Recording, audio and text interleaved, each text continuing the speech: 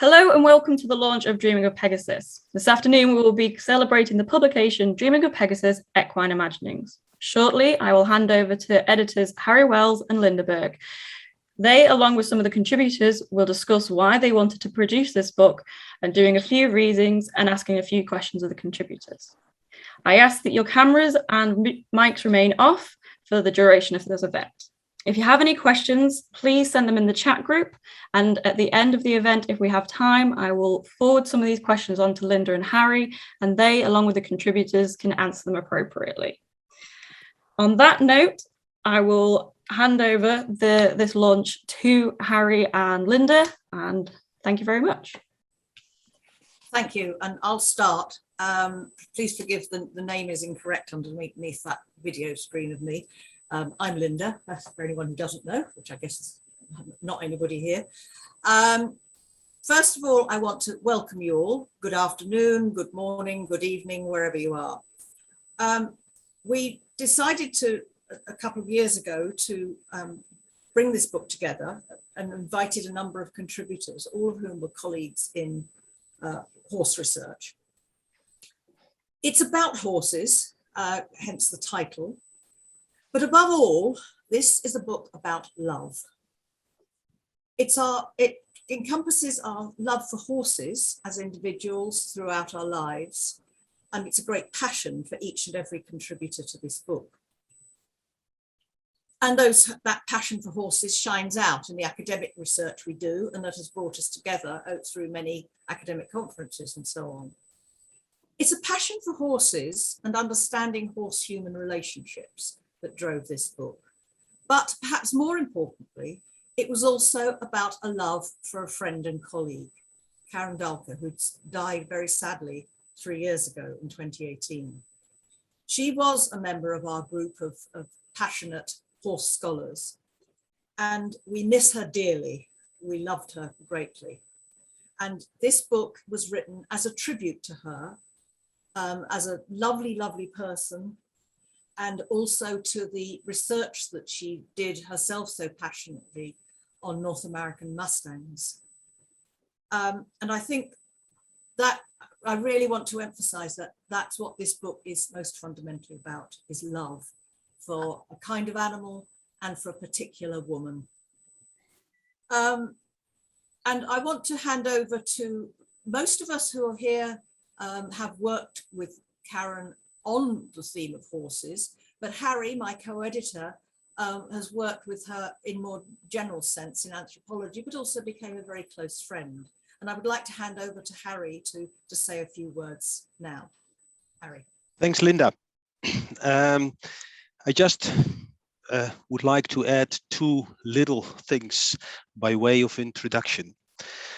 The one is that I want to thank all the fabulous authors in this book once again, that not only they accepted me in their sisterhood, but also tolerated me as someone who knows nothing about horses, let alone how to ride them. Secondly, and what makes this book stand out for me in so many ways is that, yes, it all started with meeting Karen at a conference in the Netherlands, where we were the only anthropologists on the panel. And yes, we love to discuss our research, but it is actually the non-academic deep friendship that developed between Karen and her partner Dan, and myself and my partner Marianne, that carries the book for me. Dan and Karen couldn't live without each other, and that is still as much the case as it was in 2018. They both had an unconditional and unshakable belief in each other. And therefore then to me, this book is as much dedicated and a tribute to Karen as it is to you. Thank you. Thank you, Harry. That was lovely. We're going to turn now to three of our contributors who are going to just read something briefly from each of their chapters. And I'm going to start with Kendra because I know you have to leave early. So you were unmuted. No, you're not unmuted now. Okay, so Kendra, would you like to say a few words about what you wrote and about the book in general, if you like? Yes, absolutely. Thank you to Linda and Harry, and thank you to everyone at Victorina Press for supporting this beautiful book, and to all of the contributors. It certainly was, as Linda said, really driven by love. And I think in this world, we're short on hope and love. And so it was a really positive collaborative process to be engaging globally with so many committed scholars. I've been thinking a lot about Karen recently. There's more Mustang roundups. Obviously, the pain of climate change is hurting poor and marginalized people and animals around the world through droughts and fires. And of course, we have global violence and misogyny increasing, and so that makes this all the more emotional. But there's a line from Nora's chapter. Nora and I have 2 chapters about love and loss, where she says, for the academic, emotions and experiences from one's personal life not only guide the questions that might be asked, they can also have an underlying effect on what kind of answers we look for. If the life with horses goes well, it takes extra effort to imagine what it is like when it does not. And I think that that's a really enduring, powerful statement, not only about our relationships with other people, but our relationships with horses and other animals as well. And so in my chapter as well, I argue we cannot prevent all harm or live without sorrow. Life will always include sadness, and while we can prioritize hope and work for better, we also must confront the painful and difficult. Karen's life as a whole echoes many of the lessons of my chapter. Karen was a vegan, anti-racist, a defender of her multi-species sanctuary in a context not particularly welcoming to these commitments. But these were ethical and political priorities for Karen, not negotiable in the interest of an easy but disingenuous calm. She was very bold and brave in that way. Her loss is very painful. It is a profound loss for her partner, Dan, for all of the animals with whom she shared her home and land, for the larger world of animal scholarship and research, and for the animals her work helped, including the Mustangs. We can't bring Karen back. We can't stop the pain and properly fill the empty spaces. We can't bring back the many horses we have lost or those we have failed. But we can persist, and we can be and do better. Thank you. Thank you, Kendra. That was very moving. And it's going to be a difficult act to follow. So I apologize to Sandra. After. Can you follow on from that? Perhaps you can say something different. That was really, really beautiful, Kendra. Now, I'll just read. So, in fact, let's cheer up. Let's look at a thing. Can I share my screen? Mm-hmm. Host disabled. Don't my participation in sharing. Enable me. Let me share my screen. Who's going to let me share my screen? You Sophie? have to allow it, Sophie. I'm on it. I'm just trying to see. Thanks.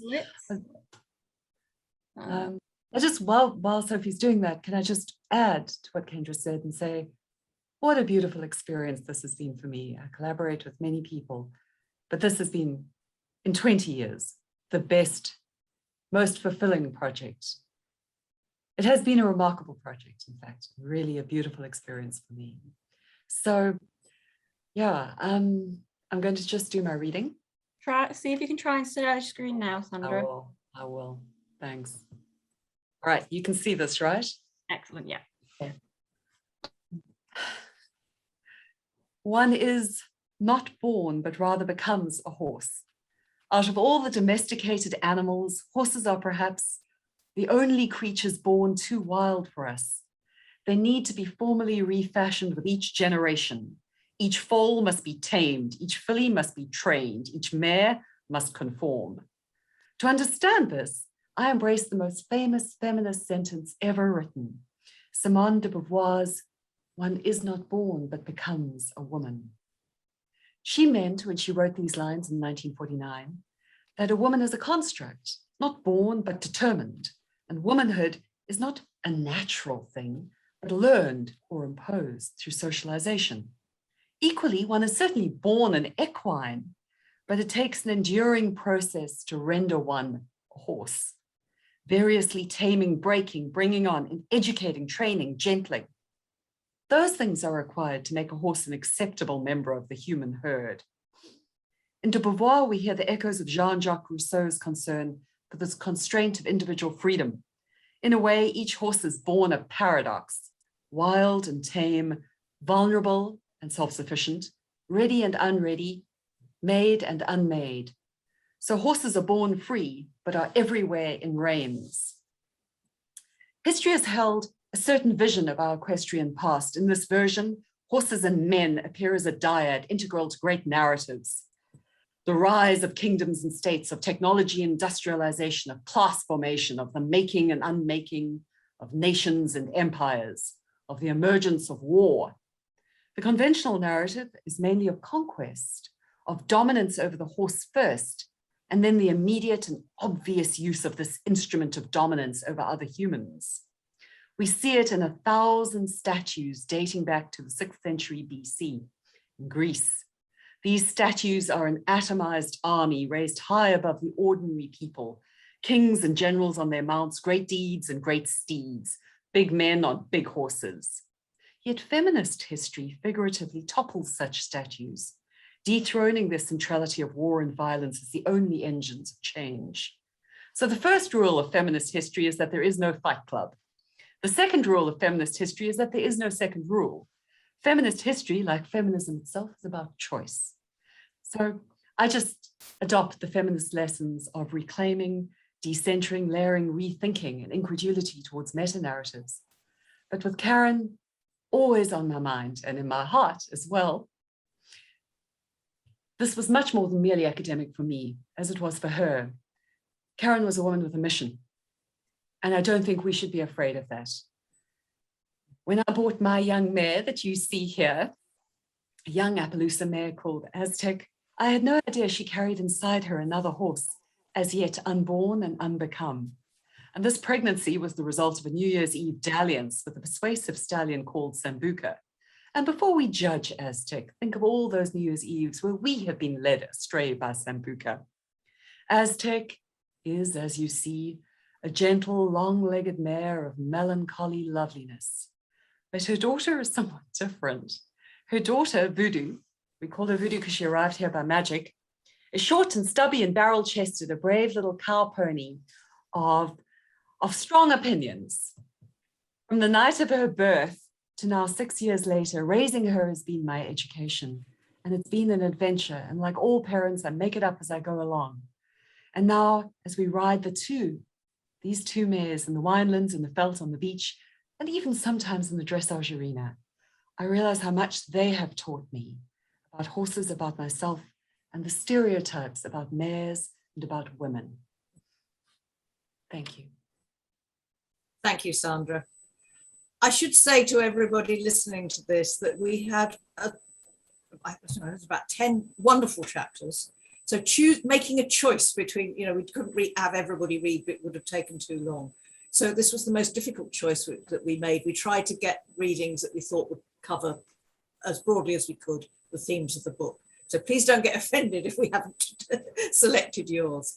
I'm going to finish though by asking Kate to say something about the themes of the book and to use some of her reading. Kate.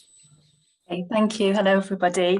So I just echo everything that's been said really about this being such a wonderful collaborative process and a really enjoyable thing. I think doing a lot of this during the pandemic as well has been particularly powerful in helping us all come together and stay connected.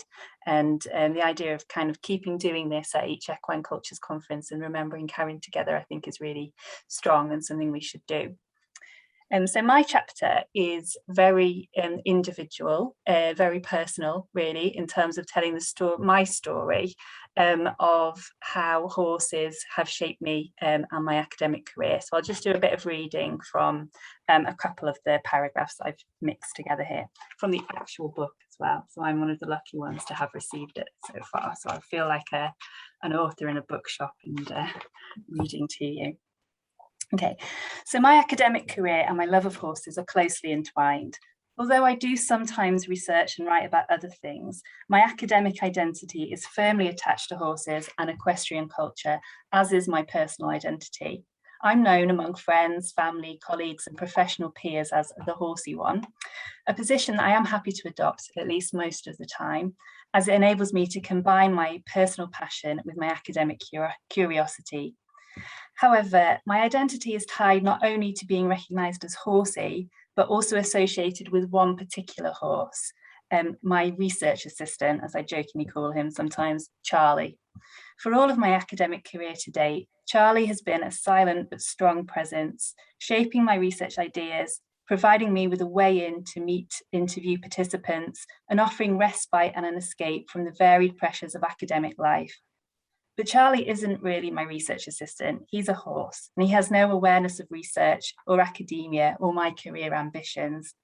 His relationship with me is based on its 18 years now of close interaction and the trust and mutual understanding, sometimes misunderstanding, that we have developed together over that time.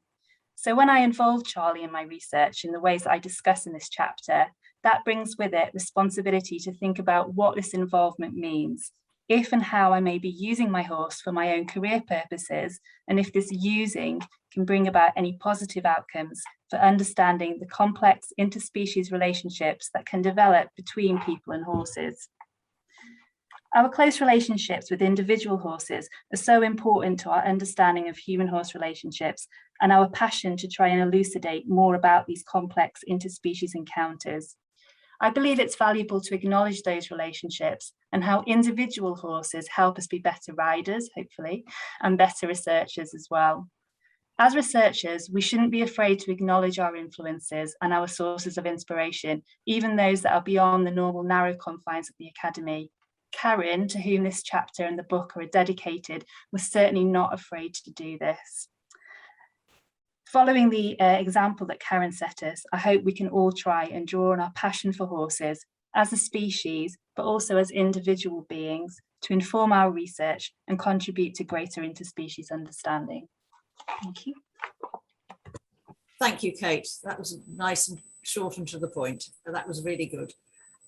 So yes, as we've all said, that what brings us together is a shared research area and passion, mostly a passion for horses and for how we relate to them, and of course for Karen.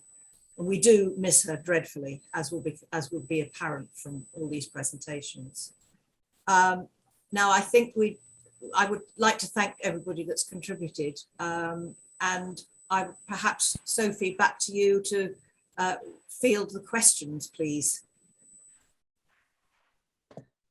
Hello. So no one has asked any particular questions in the chat box for me to present to you guys.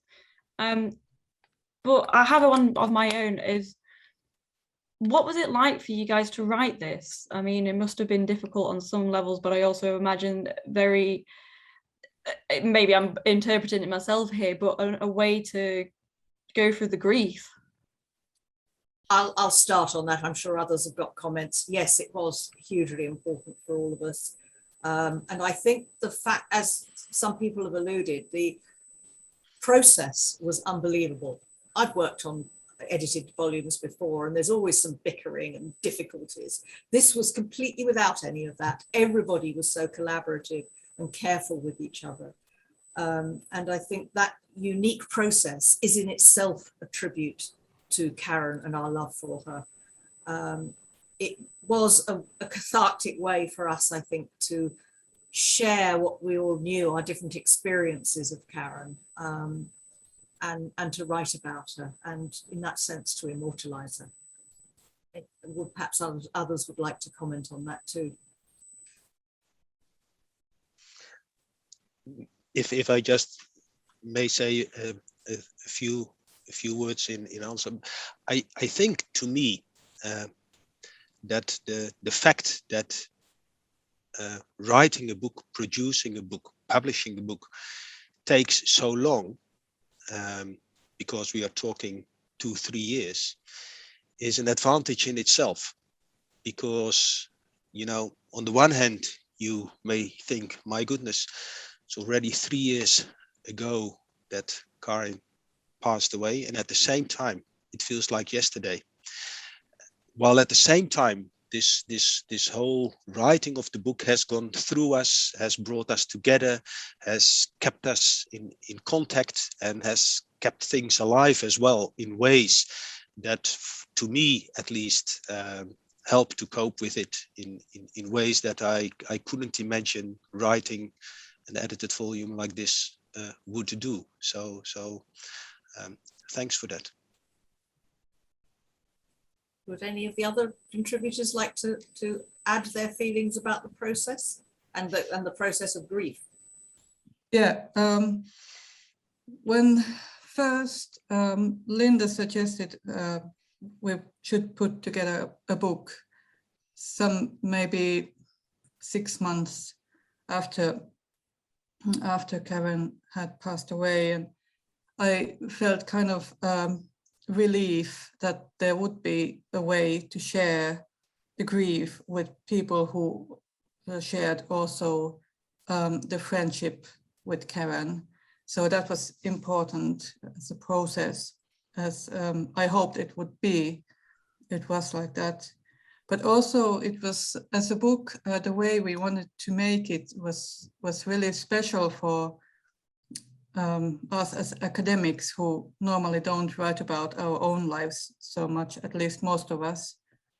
So at least I found it really, really difficult at first to write, and I threw away lots of text before I found what I was looking for. And we had about a year to write our own chapters, and it was an interesting year, and I was really happy to be part of a project like this, where to do something like this, because I think it's for us as academics also, it was a really, really interesting and important process too.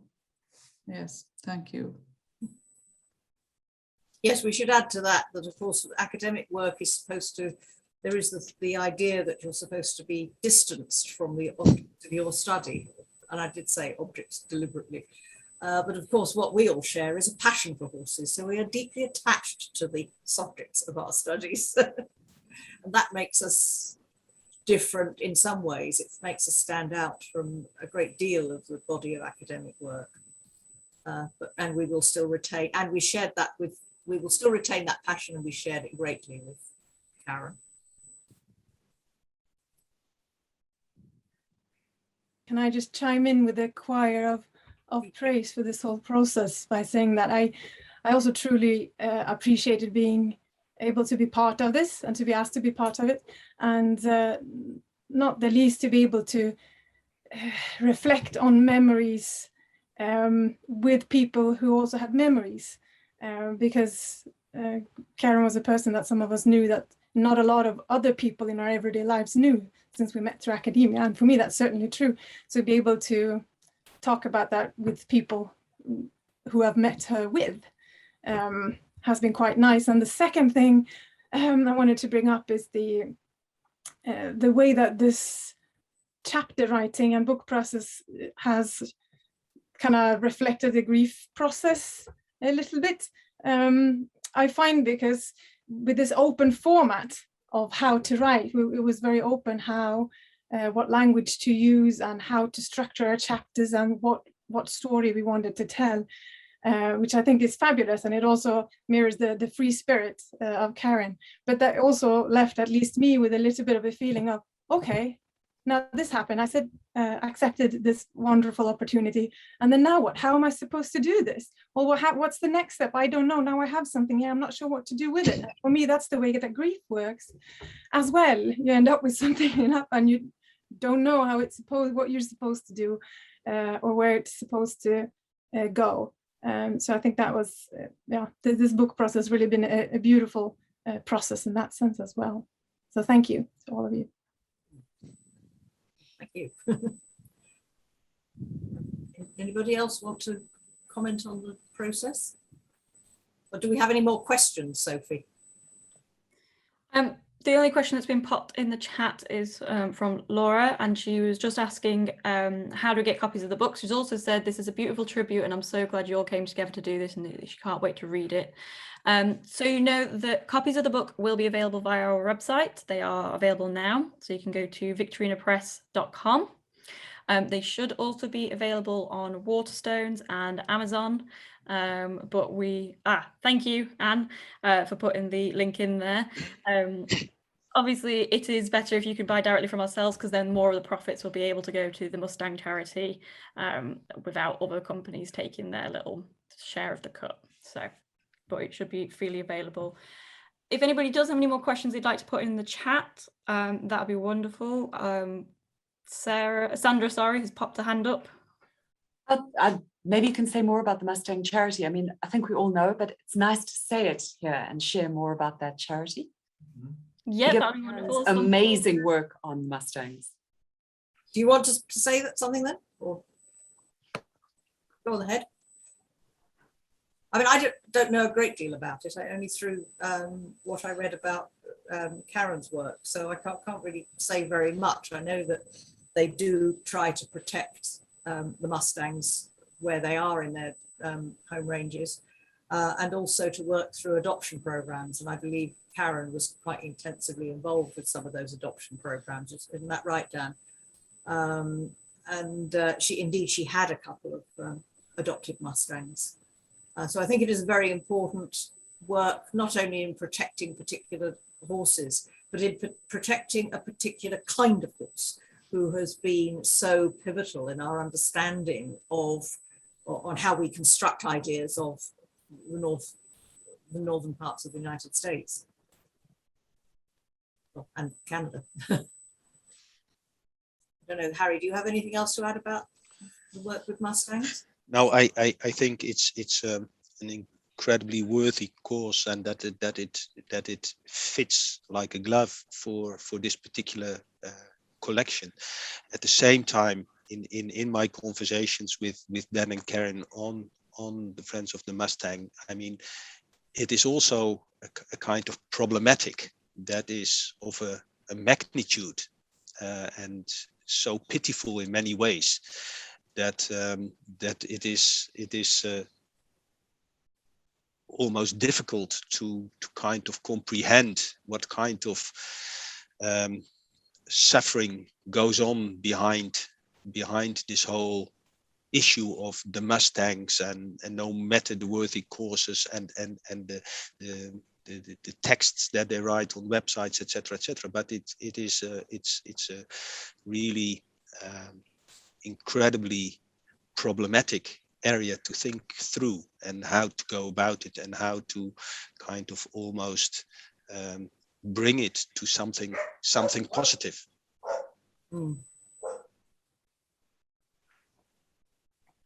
Yes, I didn't see the post disappeared too quickly, but yes, I mean, Karen did not approach it very romantically. She understood that there were issues about protecting Mustangs, because they are not, of course, native to North America as we usually understand that term. They might have been millennia ago, but they certainly aren't within historical periods. And so to many people, maintaining populations of Mustangs is actually deleterious to native wildlife. So there's a lot of conflict of issues, and it is quite important in how our ideas of the West are constructed. There's also been a question about the launch being recorded. If you would like the recording, Katia, you're more than welcome to, but we will be editing it and adding it onto YouTube. When I say editing it, just making it look pretty, and loading it onto YouTube, and there'll be links, and we can share the links out so everybody can have access to that. And if YouTube's not applicable, we can arrange something else for you to be able to send to those who would like to watch it. And you said you missed the back end of that little chat box, Linda. So it was just what a lovely cause, but Karen approached it not romantically, rather approached it realistically with a strong historical and ecological sense. Yes, she did. And there's a question about the book being in libraries and will contributors put their books on the readings list? We are hopefully going to get the books into university libraries. As for the contributors putting it on their reading list, I couldn't possibly comment. I will say something about publishing with Victorina Press. Now, I live with Victorina. I don't work for it, but I live with it every day since it's run from here. We decided, Consuelo, my partner, knew Karen. And when she knew that I wanted with Harry to do a book, she said, I would like to publish it. And at that time, we were considering academic publishers. Now, academic publishers would have pushed us to constrain how our contributors wrote. And you've already heard from Andrea that we gave much more free rein to contributors. And they would also have expected to publish it at a huge cost. One great advantage to using Victorina is that it is published at what you might call a normal book price. But of course, again, the decision to publish it with Victorina was a decision born out of love, because like everybody else here, Consuelo was very full of love for Karen, you know, and supported her greatly. So that is why we are publishing with a small publishing house like Victorina. You know, obviously I support it, but I think it is doing some fantastic work, and we very much appreciated the freedom that gave us. But it also meant more responsibilities in some ways, but it also gave us a lot of freedom to say to our contributors, we want you to write this from your heart, not constrained by academic protocols. Does anybody else have any questions or comments? Or I think that's it. No one else has said anything other than Sandra has said this possessor is putting it on her reading list, and there is a congratulations from Isabel and Mabel, who are looking forward to reading it when they're back from Spain. I would like to say thank you, Linda, for your lovely words about us at Victorina Press. I'm sure Consuelo also appreciated it. Although I personally didn't know her and some of the other people didn't know her here, who work here, we all felt very close when we were working on this book with you, and it meant a lot to us as well. So thank you very much for sharing your love and experience with us here. If anybody does have any more questions or would like to know a little bit more about the book, please feel free to email us. I'm sure I can forward on the questions to the appropriate people. I'd like to say thank you once again to all the contributors, to Linda, to Harry, and everybody else who has joined us this afternoon and helped make this book possible and has made this launch possible. A reminder that you can buy it online from our website, victorinapress.com. It's available from most bookstores and as well as on Amazon, and the recording will be uploaded at some point in the future onto YouTube. And before we finish, can I just say something briefly? I want Dan to go away with the message, and I'm sure he knows very well, of how much we all loved Karen and how much we miss her. And big hugs to you, Dan. We are thinking about you. Okay. Thank you. So from all of us here at Victorina Press and from everybody from Dreaming of Pegasus, thank you for joining us, and we hope you have a wonderful week.